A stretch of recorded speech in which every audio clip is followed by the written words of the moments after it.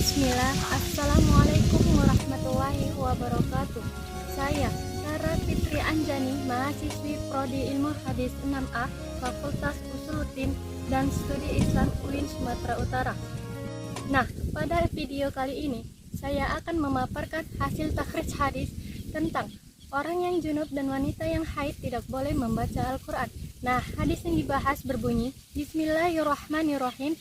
Wa'ani bin Umar anna Nabiya sallallahu alaihi wasallam qol la yaqra'ul junub walal haid syai'an minal Qur'an. Rawahu Tirmizi wa Ibnu Majah. Nah, artinya perempuan yang haid dan orang yang junub tidak boleh membaca Al-Quran. Langkah pertama yang saya lakukan dalam penelitian ini adalah menentukan tema hadis, yaitu tentang larangan membaca Al-Quran bagi orang yang junub dan wanita yang haid.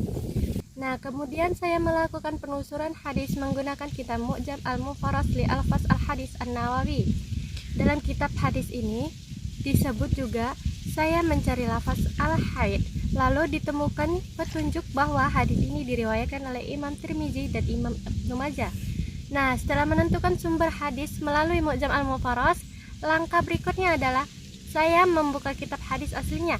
Hadis ini ditemukan dalam kitab Sunan At-Tirmizi dan Sunan Ibnu Majah. Kemudian saya menuliskan sanad lengkap hadis tersebut. Dalam riwayat Imam Tirmizi disebutkan bahwa urutan sanadnya adalah dari Nabi Muhammad Sallallahu Alaihi Wasallam. Nah, kemudian Abdullah bin Umar, Nafi, Musa bin Uqbah, Ismail bin Ayyash, Hasan bin Arafah, Ali bin Hujri, hingga Imam Tirmizi sebagai mukharij. Dalam skema sanad tersebut juga dicantumkan tahun lahir dan wafat masing-masing setiap perawi. Nah, huruf L melambangkan tanda lahir dan W melambangkan tanda wafat. Nah, selanjutnya pada tabel sebelah kiri di situ ada bagian Abdullah bin Umar, lahir sekitar 3 sebelum Hijriah dan wafat tahun 73 Hijriah. Gitu juga dengan seterusnya. Selanjutnya saya juga membuat skema sanad gabungan. Skema ini disebut gabungan karena menggunakan dua jalur periwayatan hadis, yaitu jalur Imam Tirmizi dan Imam Ibnu Majah. Penjelasannya dimulai dari Rasulullah Shallallahu Alaihi Wasallam sebagai sumber utama hadis. Kemudian hadis meriwayatkan oleh Abdullah bin Umar, lalu kepada Nafi, kemudian Musa bin Uqbah, dan sampai kepada Ismail bin Ayyash. Nah, pada bagian Ismail bin Ayyash sanad mulai tersambung menjadi dua jalur. Cabang pertama adalah jalur Imam Tirmizi, yaitu melalui Hasan bin Arafah, Ali bin Hujri, lalu sampai pada Imam Tirmizi.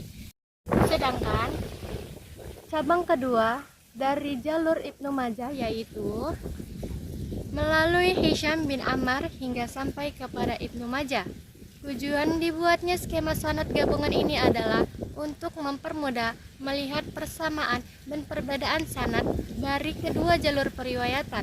Nah, dari skema ini dapat diketahui bahwa kedua sanad bertemu pada beberapa perawi yang sama, yaitu Ismail bin Ayyash, Musa bin Uqbah, Nafi, dan Abdullah bin Ammar. Setelah itu, saya melakukan penelitian ini melalui sanad atau nakot sanad. Selanjutnya, pada tahap ini, saya melakukan atau mencari biodata para perawi melalui kitab-kitab Rijalul Hadis seperti Ta'dzib At-Tahdzib, Ta'dzib Al-Kamal, dan kitab Jarh wa Ta'dil lainnya. Dari penelitian tersebut ditemukan bahwa mayoritas perawi dinilai siko dan memiliki hubungan guru antar murid yang jelas. Akan tetapi terdapat pembahasan pada Ismail bin Ayyash. Sebagian ulama menilai riwayat beliau kuat apabila periwayatan dari utamanya Syam, namun dinilai lebih lemah apabila meriwayatkan dari selain ulama Syam.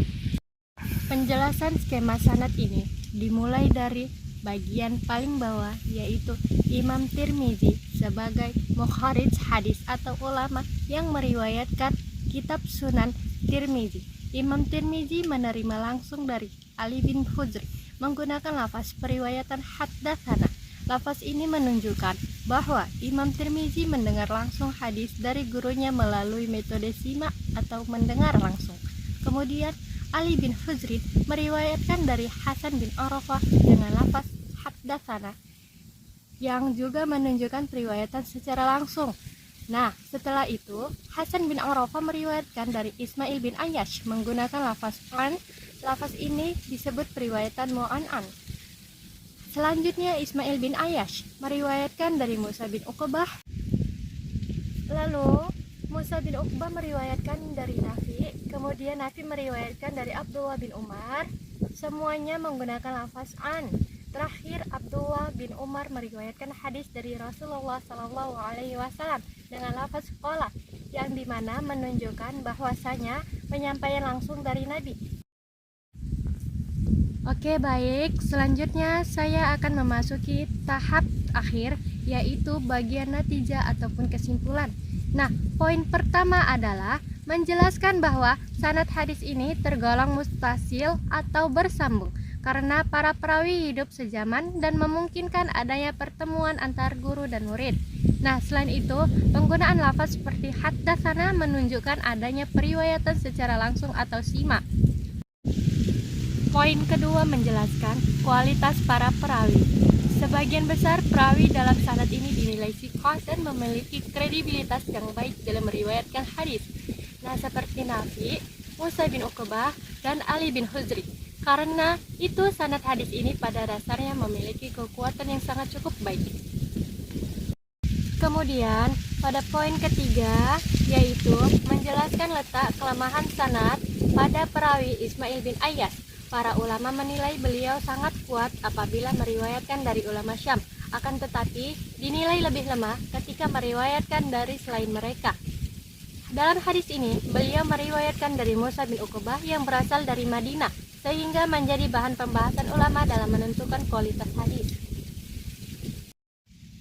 Oke, jadi kesimpulan akhir dari hadis ini adalah hadis ini memiliki sanad yang bersambung dan mayoritas perawinya thiqah.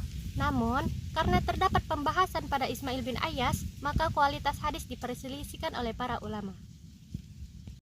Mungkin ini saja yang dapat saya jelaskan. Lebih dan kurang saya mohon maaf. Kepada Allah saya mohon ampun. Billahi taufiq wal hidayah. Wassalamualaikum warahmatullahi wabarakatuh.